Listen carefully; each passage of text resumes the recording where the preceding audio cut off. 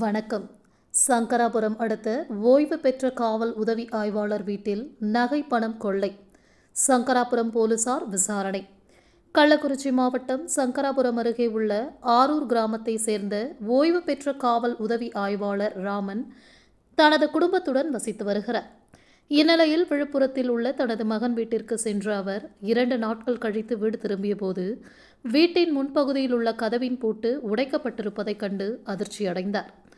பின்னர் வீட்டுக்குள் சென்று பார்த்தபோது மரத்தால் செய்யப்பட்ட பீரோவின் லாக்கர் உடைக்கப்பட்டு அதிலிருந்து சுமார் 42 சவரன் தங்க நகைகள், 1 கிலோ வெள்ளிப் பொருட்கள் மற்றும் ரூபாய் 4,36,000 பணம் கொள்ளையடிக்கப்பட்டது தெரியவந்தது. இதையடுத்து சங்கராபுரம் காவல்துறையினருக்கு தகவல் தெரிவிக்கப்பட்டது.